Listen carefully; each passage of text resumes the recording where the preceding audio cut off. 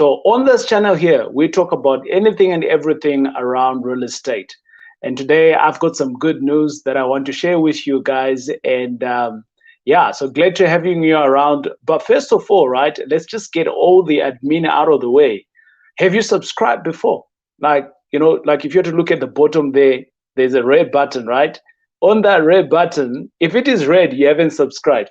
But if you have subscribed to our channel, high five to you, well done. You are making it possible for us to be able to reach many people. And if you're on Facebook, how's it going? How's it going? Wherever you're watching us from, it is great to having you around. Please go through into the comments. Let's have a conversation. It is a Saturday, and that I decided that today, let me just come out and let's talk about, being employed versus owning a business, being employed versus owning a business. And for some of you, you know me. But if you don't know me, hey, I am that guy who wrote that book there that is called From Bad Debt to Property Mogul in 2 years. So basically, I knew nothing about property a couple of years ago. And I was actually in debt around about 5 million. And with that, I went out, I started getting some knowledge. And with the knowledge that I've got a business now that's called the M5 Property Addicts. I'm in 5 cities: Durban, Johannesburg, Pretoria, Cape Town, and Potchefstroom, right? And that's all based out in South Africa. Over and above that, we have 200, just above 200, I think it's around about 213, 217 there, tenants in the buildings that we own that are all over South Africa within those 5 cities. And over and above that, I've got around about 350, just above 350. And we're about to double that up for 2021 this year. And because this is the buying season of student accommodation. And that's why I've got a passion to talk about this, because I believe that if a guy like me can do it, you too can do it. Now, my friends, I started off being an employee. My background doesn't come from being a guy who had money. I was in debt, like I did mention. My background didn't start off by, going through a win a tender of sort. No, I didn't. My background is not one of those guys who came in and they had some serious money. No, I didn't. My background is not one of those. I didn't have parents actually that had money, like loads of money.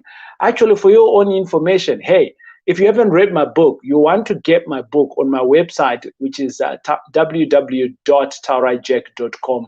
You can see it in the description, but I'm not here to talk about my book. But why I'm mentioning my book is because I want you to see where I come from, humble beginnings, which is, I was literally abandoned by the time I was around about 2 months, 3 months.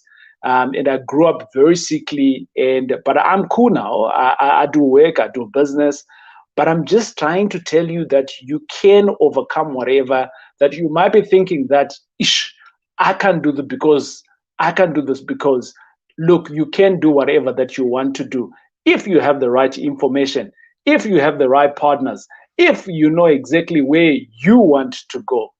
That's the most.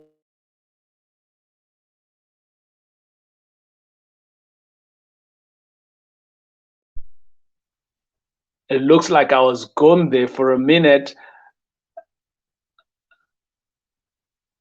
It looks like I was gone there for a minute, but I am back. And yeah, let's talk about it. Let's have the conversation, right? So wherever you are, you can chat in, send me some comments in there, and in the comments, I should be able to respond as I go along. But here's the thing: I was employed. I was employed just like maybe you. I was employed, and within being employed, I used to work for a bank. And I want to tell you guys this story because I think it's a very important story for me to tell you. So being employed, right, you obviously go through the whole process of, you're a newbie in the organization, and you obviously become a manager and you rise up the ladder, and hopefully someday you become an executive, right? And I was that guy. That's what I did. I rose up the ladder, and at some point I was earning like R1 million a year. Why am I mentioning R1 million? It's because I want to give you an indication of if you are to have R1 million being employed whilst you're exchanging your time for the R1 million per year, and as opposed to if you're also going to have the same R1 million in your business, how does that work? Like, where are you winning? Where would you be winning more? right? So there I am, I was employed, and I go through into the whole employment process. The reason why I'm sharing this with you is because on the 17th of July, I want to have a webinar, and in the description below, I want you to come through to that webinar. And why? I want to show you what you can do a little bit more from just being an employee, or the benefits that you can start getting whilst whilst you're a business owner in terms of property investments. So it's about starting a business, it's about scaling a business. I'm going to be sharing with you in the webinar that's coming through. But let's not digress. Let's go back to the employee perspective. So as an employee, yes, I'm getting my 1 million rand, and out of that, hey, I get to travel the country. I would go on holidays with my missus and things like that. And I could be able to do nice things and buy a new car from time to time. We bought a nice big house, which is great. But over and above that, the money would come in and I would be expecting for the next paycheck. So I kind of like figured out that, hey, if I ever stop working, the money obviously would also stop. That's what it basically means, isn't it? That's what it basically meant.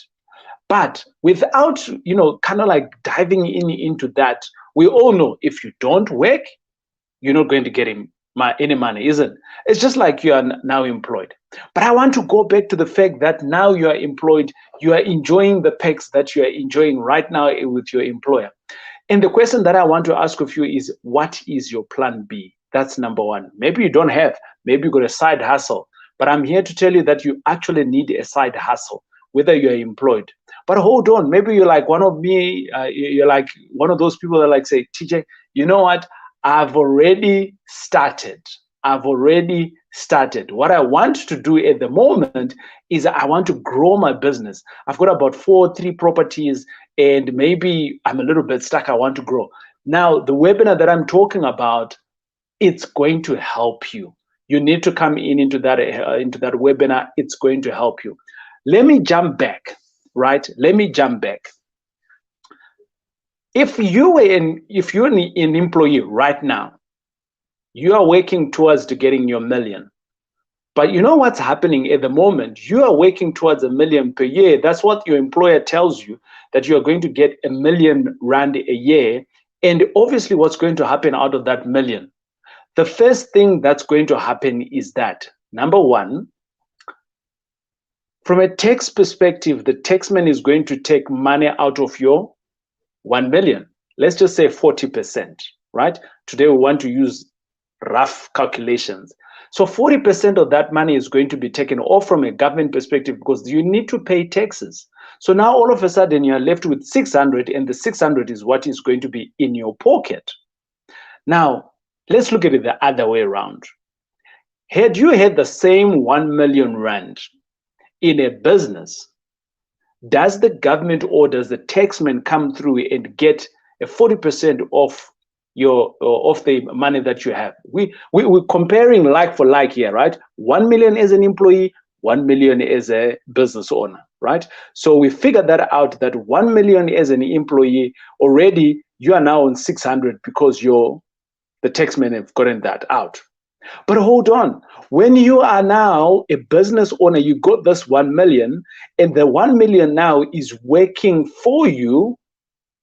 The taxman only takes his cut up to 28%, which means that as a business owner, you are actually paying less tax, but you still have your 1 million to be working. So now let's just say, you're around about your 700 and this 700 also, right? It's dependent on you whether you have like totally maxed out your entire taxes.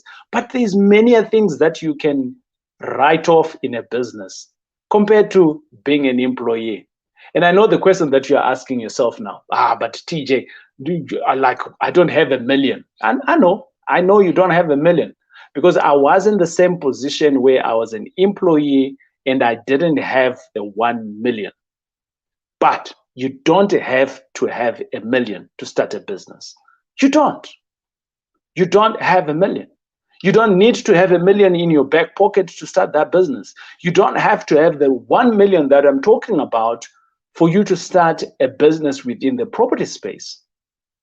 And you're asking yourself, so where are we going to find that? Well, we're going to talk about it. On the 17th of July, we're going to talk about it. And I've just given you one big reason why you should be starting off a business, or why you should be growing your business. And maybe you're not seeing these benefits, these tax benefits that I'm talking about, but you already have a business. Well, you need to come through to the webinar. In the description, you will find that link there. It says start your business, right? Now, I'm not going to end there. I'm going to give you another reason. Another reason is that as someone else who is employed, you are going to be exchanging your time so that you can get paid. If you're a business owner, you're buying assets. That's the whole thing. That's what I do for a living. I don't work in exchange for time these days. I work in exchange of buying assets, and then the assets pay me. And the question that I want to ask of you is that if me and you start off on a 1 million to 1 million set, right? Okay, on a 1 million set. Now, if I am continuously buying assets with my 1 million, do I have a cap in terms of my earnings? I don't. You have a cap. Your employer can only give you 1 million, right? Or maybe you're going to get next year, how much are you going to get? You're going to get 6%? 3%? Well, what is the inflation rate? Right now, the inflation rate is sitting on around about 4-5%. And your employer is going to give you an increment now of how much? 4%, 5%? Is that an increment? It's not. That's why you see people toying on the street, because it's not balancing off with what's happening in the world, right? So let's talk about it. Let's talk about it. I'm going to just jump on to one or two of the questions before I jump back in. All right, this person here is saying, hey, how's it going? TJ, if you sign an offer for 240 months, can the bank change the terms to the 360? And can that reduce your monthly installment? Yeah, for sure. All right. All right. So that question there that came through, and high five to whoever who's just given us that question there. Right. So I spoke about the 1 million, right? We were talking about the 1 million, right? Everyone starts off with no 1 million, right?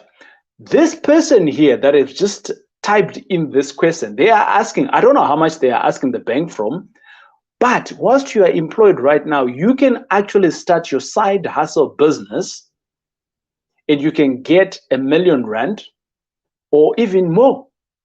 And this person here is asking, if they get an offer, and let's assume now this offer is R1 million offer, can it be changed from 240 months to round about 360 months? Yes, you can. The short answer is yes, you can. So what you need to do is, obviously, you just need to go back to the bank and you need to negotiate, right? In some banks, they already take like a longer term already before compared to what they're giving you. And if you go and negotiate, yeah. So here is the thing. You can negotiate anything. You can negotiate anything, right? And when I say negotiate anything, I mean that when you go to the bank and the bank gives you 6%, 7%, 9% for your interest rate, you can negotiate that. You can ask for a lower one. Ask them, is this the best that you can do for me? Just ask that question. It's simple like that. You don't have to complicate it, right? They say, oh, okay, 9%. Is this the best that you can do for me? Send an email. Is this the best that you can do for me? They'll think about it. They're like, oh, okay, yeah, this is the best. 8.5. And then you say, hold on.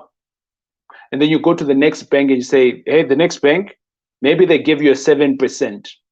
You say, actually, no, I got a 7% from the other bank. But on your 8.5, is that the best that you can do for me? Right? That's what it is. You're negotiating, boom, boom, boom. But obviously, if you're negotiating with one person, obviously, you don't have much willpower, but you can still negotiate and ask, is this the best question? Is it the best you can do for me? And they'll give that to you. Same applies when you're buying a property. So remember, I am all about property. So yes, I'm running these businesses, but on top of those businesses is properties that are sitting there, right? That's the business that I am running. So I am hoping that on the 17th of July, it's going to be at 10 o'clock. It's a webinar that I'm going to be doing.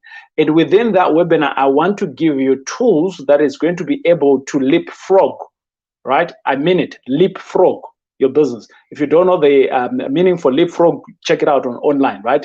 It's going to help you to excel. If you haven't started a business, you have to start a business. So come through to that webinar. I want to help you. If you have started a business and you've got maybe 3 or 4 properties, I want to help you to scale it. What is scaling? This is scaling, right? Growing it big. No, I don't want you to grow big. I want to help you to scaling it. Scaling it is like that way, right? That's what I want to do. I want to put in processes in your business that is going to enable you to see where is your leakages in your incomes. How can you do them better? Why do I qualify to teach you this? Why do I qualify to teach you this? Because I've done it. I've done it. I'm running businesses, successful businesses that you're seeing. Well, if you don't know, maybe get my book. And if you don't know, maybe check out my website, right? But I want to help you to get to the next mile. And the next mile is talking about excelling it. And if you can excelling it, if you can excel, then I know my job is done. Why am I teaching you? It's because I was taught, and I'm continuously being taught with other people. So I want to help you as well. The more I am going to teach you, the more I'm going to teach myself. And together we can make South Africa a better place. And together we can make money for the generation that we are in, to make money now. And together we can make the next generation also not to be able to work for money, but to work for the things that they love for. And I'm not saying that you need to be doing this so that you can fire your employer or so that you don't have to work and all of those things. That's not what I'm saying. What I'm basically saying that is at the end of the day, you need a plan B. Within that plan B, you can make it your plan A. Within that plan A, you can make it excel. It is your boy, TJ. We'll chat later.